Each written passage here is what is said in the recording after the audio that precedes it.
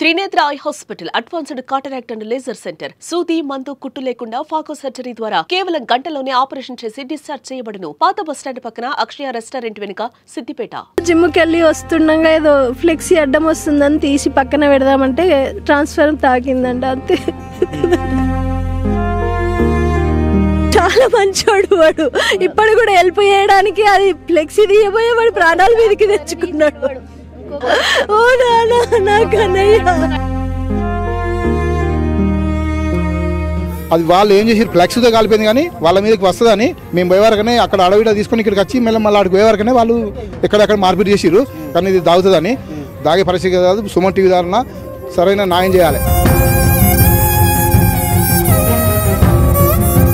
ఒక జిమ్ నిర్వాహకుడి నిర్లక్ష్యం వల్ల 22 ఏళ్ల యువకుడి ప్రాణాలైతే సిద్దిపేట పట్టణంలో ఆవిరైపోయాయని చెప్పుకోవచ్చు. బీటెక్ చేసినటువంటి వివేక్ కిరణ్ రెడ్డి అనే యువకుడు రోజువారీగానే కూడా జిమ్ చేసేందుకు కూడా ఒక జిమ్ సెంటర్కి అయితే వెళ్ళడం జరిగింది. గత నెల రోజులుగా కూడా అదే జిమ్ సెంటర్కు వెళ్తున్నాడు వివేక్ కిరణ్ రెడ్డి. అయితే ఈరోజు జిమ్ చేసేందుకు వెళ్ళినటువంటి వివేక్ కిరణ్ రెడ్డి ఎవరైతే ఉన్నారో విద్యుత్ ఘాతానికి గురై అక్కడికక్కడే మృతి చెందిన ఘటన మాత్రం సిద్దిపేట పట్టణ వ్యాప్తంగా కూడా ఒక విషాదం నింపిందని చెప్పుకోవచ్చు. బీటెక్ చేసినటువంటి వివేక్ కిరణ్ రెడ్డి మరికొద్ది రోజుల్లోనే బీటెక్ పట్టాను కూడా అందుకోబోతున్నాడంటూ కూడా వాళ్ళ తండ్రి అయితే చెప్తూ కూడా ఒక దుఃఖ సాగరంలో మునిగిపోయారు.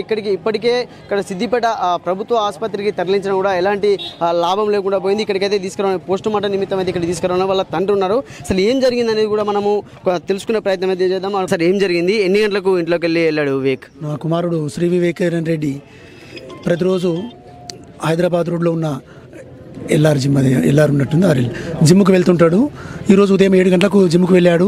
8:39 మధ్య ప్రాంతంలో జిమ్లో భాగంగా వ్యవహరిస్తుండగా బాల్కనీలో, భద్రత లేని బాల్కనీలో అడ్డుగా ఉన్న ఫ్లెక్సీని కాస్త జరిపిన మీదటనే విద్యుత్ షాక్ తగిలి ప్రమాదానికి గురైండు, మరణించాడు.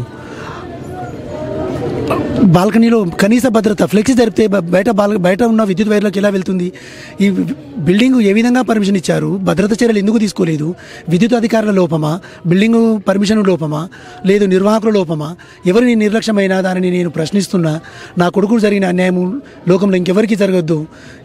నాకు కూడా, నా కుమారుని కూడా తగిన న్యాయం జరగాలంటే వారి నిర్లక్ష్యంకు తగిన చర్యలు తీసుకోవాల్సిందిగా మీడియా ద్వారా ఈ ప్రభుత్వానికి, సమాజానికి విజ్ఞప్తి చేస్తున్నా. వాడు గొప్ప గొప్ప కళలుండే ఐఐటి నుండి పూర్తి చేసుకున్నాడు. వాడు అమెరికా వరకు, హార్వర్డ్ యూనివర్సిటీ వరకు, మెల్బోర్న్ యూనివర్సిటీ వరకు, టాప్ వరల్డ్ యూనివర్సిటీలో సీట్లు వచ్చే క్రమం ఇంటర్వ్యూలు అయిపోయినాయి. వాడు రేపైతే వెళ్తుండే. ఈ దేశానికి ఉపయోగపడే సొమ్ము, వాడు అందరి కోసం ఆలోచించే వ్యక్తి. ఒకనాడు ఒక పొరపాటు కూడా సమాజంలో ఒక వ్యక్తిని, ఇంట్లో బయట వ్యక్తిని అన్నవాడు కాదు, పొరపాటున నడుచుకున్నవాడు కాదు. ఇవాళ నాకు అన్యాయం జరిగింది, లోకానికి అన్యాయం జరిగింది. కానీ ఈ లోకం నాకు ఏం న్యాయం చేస్తుందో మీ ద్వారా నేను విజ్ఞప్తి చేస్తున్నా. ఈ నిర్లక్ష్యం పట్ల నేను నా ఆక్రోశాన్ని వెళ్ళగక్కుతున్నా. ఈ ఆక్రోశాన్ని లోకానికి తెలియపరచండి దయచేసి మిత్రులారా, దయచేయండి. ఇప్పుడు రానున్న రోజుల్లో ఎలాంటి అంబిషన్ ఉండే వివేక్కి? వివేక్ చాలా అంబిషన్స్ ఉండే.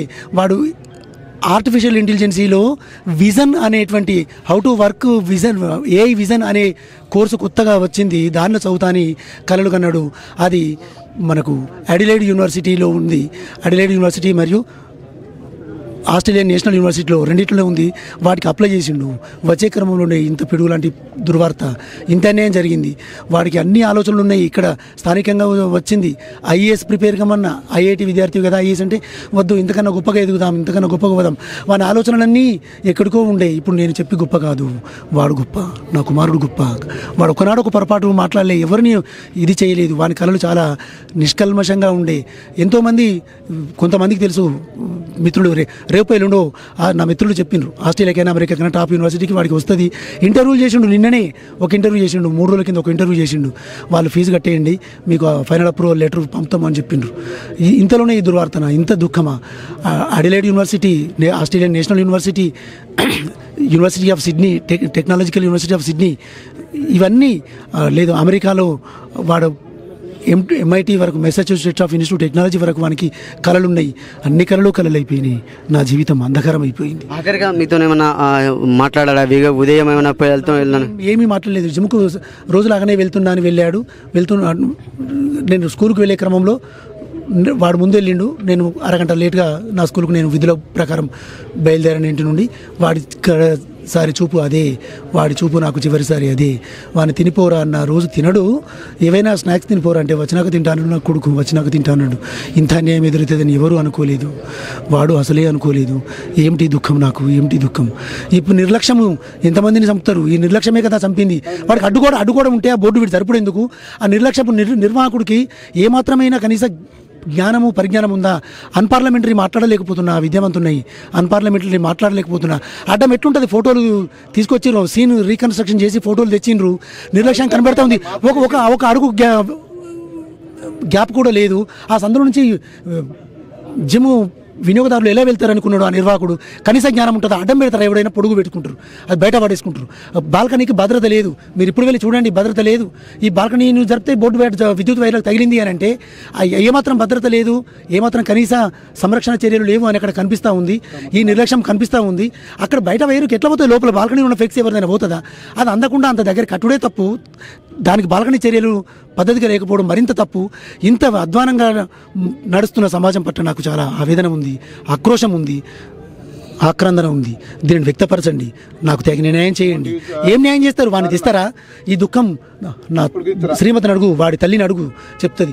రోజుకు 4 సార్లు మాట్లాడుకుంటుంది. ఈ తల్లులంతా అంతే కదా, ఏ బిడ్డ పోయినా, ఏ తల్లి అయినా, 70 ఏళ్ళ కొడుకు పోయినా 100 ఏళ్ళ తల్లి బాధపడుతూనే ఉంటుంది. మరి నా శ్రీమతి దుఃఖము, నా దుఃఖము, నా అందరి దుఃఖం, వీళ్ళందరి దుఃఖము ఎవడు తీరుస్తాడు? వాడి కళలు రేపు సమాజానికే కదా ఉపయోగపడతాయి. వాడు బాగుపడతాడో ఏదో చిన్న రూపాయి కొరకు కావచ్చు, కానీ ప్రతివాడు సమాజానికి సేవ చేస్తేనే కదా ఈ సమాజం నడుస్తుంది. వాడు నాకు సమాజానికి అక్కడికి వచ్చేటోడు, నా అక్కడికి వచ్చేటోడు పోయిండు. నా వాని కళలు గొప్పగా ఉండే, నాకు దుఃఖం వస్తుంది, చెప్పలేకపోతున్నాను. సంఘటన స్థలానికి వెళ్ళినటువంటి వాళ్ళ బంధువులు కూడా ఉన్నారు. అసలు ఏం జరిగింది అక్కడ? అసలు మీరు ఏం చూసారు అక్కడ పోయినాము. ఆడికెళ్ళి కిందికి దిగేటప్పుడు నిర్వాహకుల వరంగా ఆడ పక్కకి ఫ్లాక్స్ ఉంది, ఈయన ట్రాన్స్ఫర్ ఉంది, అది తొవ్వలు ఉన్నదని ఆయన తీసి ఇట్లా మీదకి పెట్టేటప్పుడే అనుకున్నది ఇక్కడ మొత్తం కాలిపోయింది. అది వాళ్ళు ఏం చేసి ఫ్లెక్స్తో కాలిపోయింది, కానీ వాళ్ళ మీదకి వస్తుందని మేము పోయేవరకనే అక్కడ అడవిడ తీసుకొని ఇక్కడికి వచ్చి మళ్ళీ అక్కడికి పోయేవరకనే వాళ్ళు ఎక్కడెక్కడ మార్పిడి చేసిర్రు. కానీ ఇది దాగుతుందని, దాగే పరిస్థితి కాదు. సుమన్ టీవీ ద్వారా సరైన న్యాయం చేయాలి. ఎట్లా అంటే ఇప్పుడు ఎట్లా ఉండేది వివేక్ మీ అందరితో? మామూలు మా మేనల్లుడు, నా చిల్ల కొడుకు, మా చిన్నబాబు మన్మడు. మొన్న కాసారి మా ఊరికి వచ్చిండు, వాడికి చిన్నప్పటి మాతో ఆడుకున్న పాడుకున్నాడు అని సో ఇంకా వాళ్ళ తండ్రి కానీ వాళ్ళ కుటుంబ సభ్యులు కానీ ఆవేదన వ్యక్తం చేస్తున్నారు. అసలు ఇంట్లోకి వెళ్ళి వివేక్ ఎప్పుడు రావడం జరిగింది అనేది కూడా వాళ్ళ ఒక తల్లితో మాట్లాడించే ప్రయత్నం అయితే చేద్దాం. మన కుటుంబ సభ్యులు కూడా తీవ్ర దుఃఖ సాగరంలో ఉన్నారు. కానీ నిన్నటి వరకు కూడా అందరితో సంతోషంగా ఉన్నటువంటి వివేక్ మొన్న వాళ్ళ అమ్మమ్మ వాళ్ళ ఇంటికి వచ్చి ఇంకా పండుగ పూట కూడా వాళ్ళ అందరి బంధువుల ఇంటికి కూడా వెళ్ళి మరికొద్ది రోజుల్లోనే ఒక పట్టా అందుకోబోతున్నటువంటి వివేక్ మృతి చెందడంతో బాగా కుటుంబ సభ్యులు కూడా కన్నీరు మున్నీరుగా ఇక్కడ వినిపిస్తున్నారు. వాళ్ళ కుటుంబ సభ్యులు ఉన్నారు, వాళ్ళ తల్లి ఉన్నారు ఇక్కడ. అమ్మ, ఏం జరిగింది? వివేక్ ఎన్ని గంటలకు వెళ్ళాడు ఇంట్లోకి వెళ్ళి? 7:15 అట్లా వెళ్ళిండు. వెళ్ళిన తర్వాత జిమ్కి వెళ్ళి వస్తుండగా ఏదో ఫ్లెక్సీ అడ్డం వస్తుందని తీసి పక్కన పెడదామంటే ట్రాన్స్ఫర్ తాకిందంట, అంతే. ఏమైనా అంటే వెళ్ళే ముందు వివేక్ మీతోనే ఏమైనా మాట్లాడిండా? లేచి బ్రష్ చేసుకొని వెళ్ళిండు, అంతే. వాళ్ళ డాడీ పల్లిపట్టి తినమని అంటే వచ్చినాక తింటా అని వెళ్ళిండు, అంతే. చాలా మంచోడు వాడు. ఇప్పుడు కూడా హెల్ప్ చేయడానికి అది ఫ్లెక్సీ తీయబోయే వాడు ప్రాణాల మీదకి తెచ్చుకున్నాడు. ఓ నాన్న, నా కన్నయ్య, అయ్యో. చూడొచ్చు అంటే వివేక్ ఎలాంటి తప్పిదేం లేదు. అలా అంటే అడ్డంగా ఉన్నటువంటి ఒక ఫ్లెక్సీని తీసి ఇంకొకరికి బాట సరిచేసే క్రమంలోనే వివేక్ ఒక 11 kV వైర్లుగా ఒక ఫ్లెక్సీ యొక్క స్టాండ్ తగలడంతో అక్కడికక్కడే మృతి చెందడం జరిగింది. ఇంటి దగ్గర తల్లితో ఆఖరిగా నేను వెళ్ళొస్తాననే మాట చెప్పి తిరిగిరాని లోకాలకు వెళ్ళడంతో కూడా ఇక్కడ కుటుంబ సభ్యులు మాత్రం కన్నీరు మున్నీరుగా విలిపిస్తున్న పరిస్థితులు అయితే. అంటే జిమ్ నిర్వాహకుడి నిర్లక్ష్యం వల్లే మా కొడుకు మృతి చెందాడంటూ కూడా ఇక్కడ తల్లిదండ్రులు కానీ కుటుంబ సభ్యులు కానీ ఆరోపిస్తున్న పరిస్థితులు అయితే కనబడుతున్నాయి. కెమెరామెన్ శేఖర్తో సతీష్, సుమన్ టీవీ, సిద్దిపేట నుండి. జిమ్కి వెళ్ళి వస్తుండగా ఏదో ఫ్లెక్సీ అడ్డం వస్తుందని తీసి పక్కన పెడదామంటే ట్రాన్స్ఫర్ తాకిందంట, అంతే. చాలా మంచోడు వాడు. ఇప్పుడు కూడా హెల్ప్ చేయడానికి అది ఫ్లెక్సీ తీయబోయే వాడు ప్రాణాల మీదకి తెచ్చుకున్నాడు. ఓ నాన్న, నా కన్నయ్య. అది వాళ్ళు ఏం చేసి ఫ్లెక్స్తో కాలిపోయింది, కానీ వాళ్ళ మీదకి వస్తుందని మేము పోయేవరకనే అక్కడ అడవిడ తీసుకొని ఇక్కడికి వచ్చి మళ్ళీ అక్కడికి పోయేవరకనే వాళ్ళు ఎక్కడెక్కడ మార్పిడి చేసిర్రు. కానీ ఇది దాగుతుందని, దాగే పరిస్థితి కాదు. సుమన్ టీవీ ద్వారా సరైన న్యాయం చేయాలి.